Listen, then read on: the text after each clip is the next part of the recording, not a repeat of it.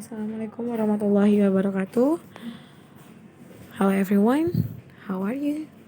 I hope you are in a good condition and keep healthy. The first one, I'm gonna tell you about our today's material is still about tenses.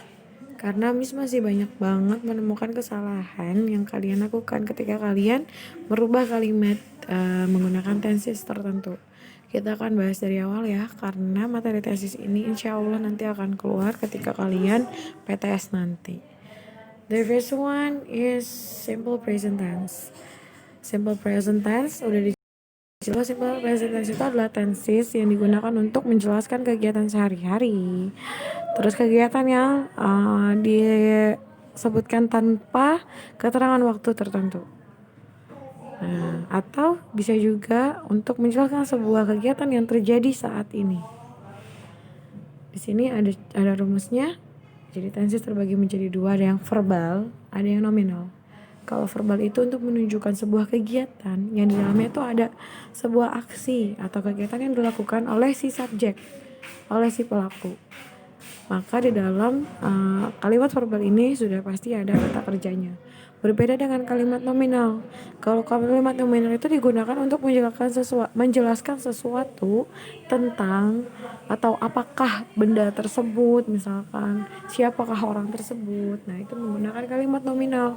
Maka di dalam kalimat nominal itu tidak ada kata kerja.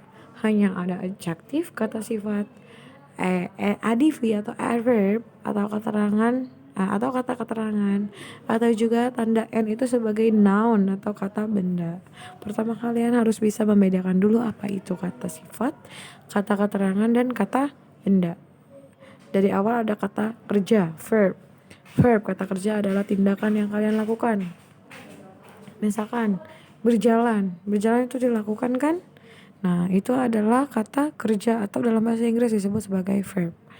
Kalau misalkan adjektif adalah kata sifat. Kata yang bisa mensifati sebuah benda, bisa mensifati orang. Nah, itu kita sebut sebagai adjektif. Misalkan, meja itu bagus, the table is good. Nah, the table itu sebagai noun-nya atau bendanya, si good itu sebagai adjektif atau kata sifat. Kemudian ada adverb adalah kata keterangan waktu, keterangan tempat, lokasi, situasi, dan kondisi. Itu disebutnya sebagai adverb. Kemudian ada juga n atau noun. Noun adalah kata benda. Sesuatu yang dapat kalian sentuh, kalian lihat, dan kalian rasakan disebut sebagai kata benda. Contohnya angin. Angin tidak dapat kita lihat, tidak dapat kita sentuh, namun bisa kita rasakan. Nah, maka angin masuk ke golongan kata benda. Perasaan juga sama, tidak bisa kita lihat dan tidak bisa kita genggam, tapi bisa kita rasakan. Nah, itu juga kita sebut sebagai kata benda atau noun. Kemudian kita bahas di sini formulanya atau rumusnya ada. Kalau verbal ada subject plus verb one. Verb one artinya adalah kata kerja bentuk pertama atau kata kerja dasar. Contohnya play, eat, write, read, sit, run, walk. Itu semua adalah kata kerja. Kata kerja bentuk pertama. Nanti di tenses yang lain akan ada kata kerja bentuk kedua dan ketiga. Kemudian di kalimat negatif ada, tinggal ditambahin subjeknya do or Miss ngelakuin satu kesalahan di sini ya, harusnya subjek plus verb one atau verb one plus s or is. Jadi kalau misalkan subjek, kalian boleh catat di buku tulis kalian. Kalau subjeknya I, you, they, we, maka verb one-nya tidak pakai s or is. Tapi kalau misalkan subjeknya he, she, or it, itu wajib menggunakan s or is di belakang kata kerja. Misalkan kalau they itu kata kerjanya play, kalau she kata kerjanya plays. Oke? Nah, di sini ada kalimat negatif, ada subject plus do or does. Do or does itu digunakan. Do digunakan untuk I, you, they, dan we. Does digunakan untuk he, she, atau it.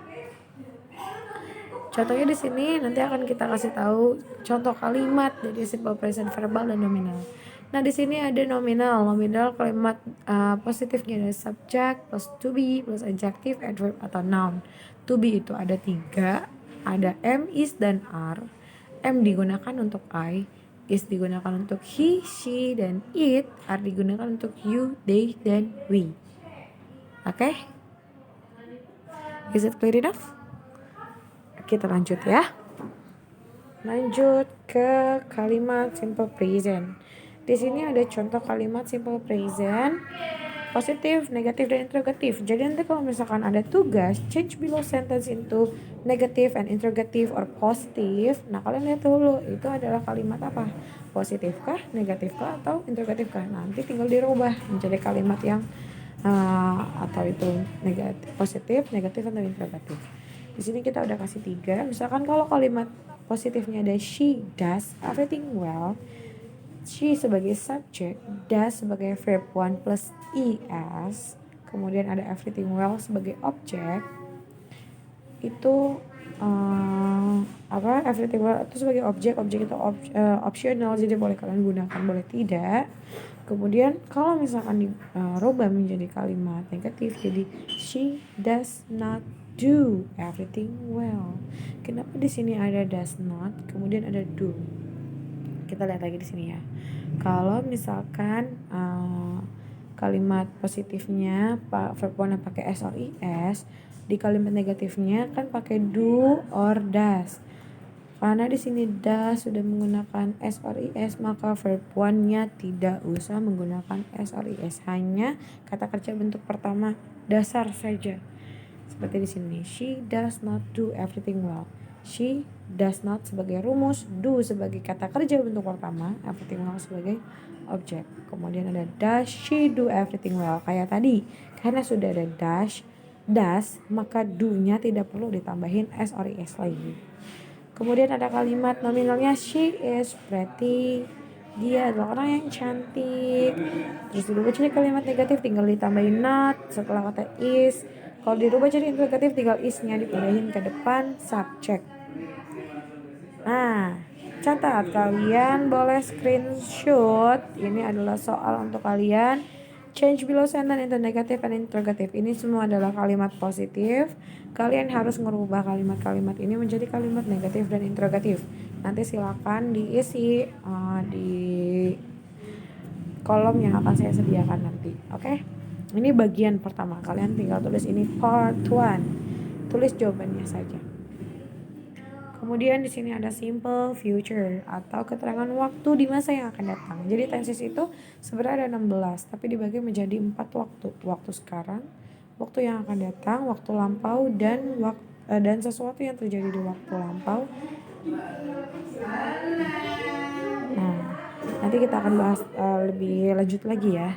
Kita bahas tentang simple future dulu. Simple future adalah waktu yang akan datang. Itu berarti kegiatannya baru akan dilakukan atau baru direncanakan saja. Nah, di sini ada bentuk, nanti ada bentuk will, ada bentuk going to, kemudian ada bentuk would like to. Nah, di sini itu ada bentuk will.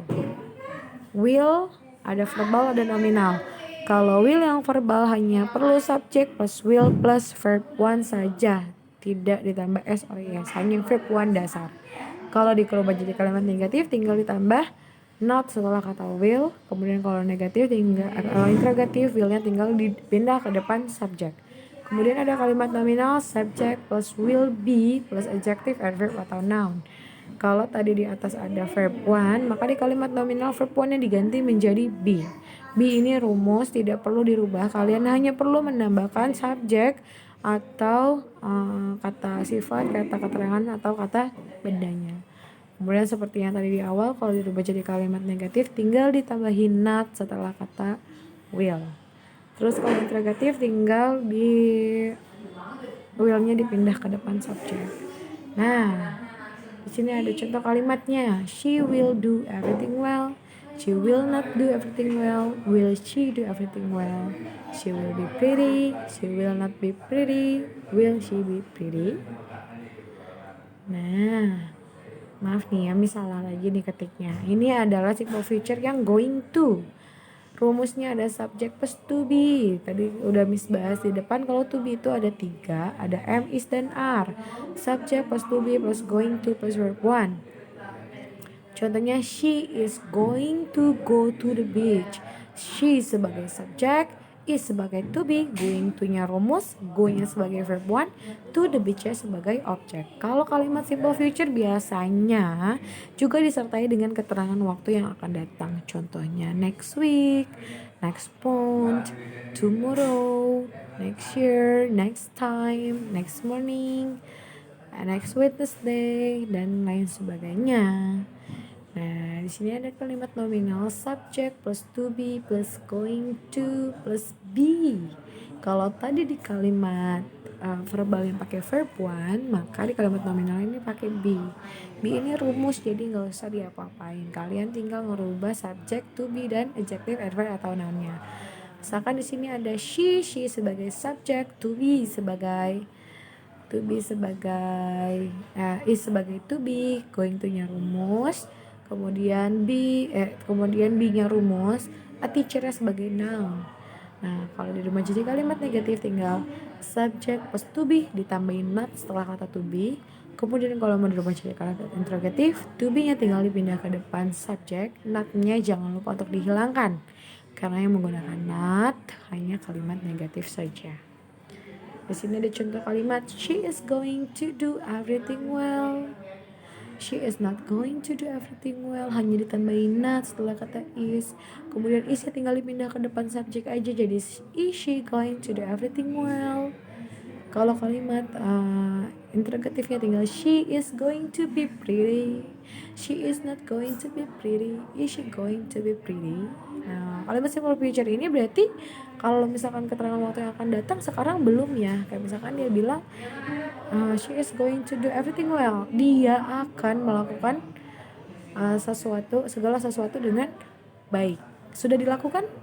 Belum. Kalau simple present dia dilakukan sekarang.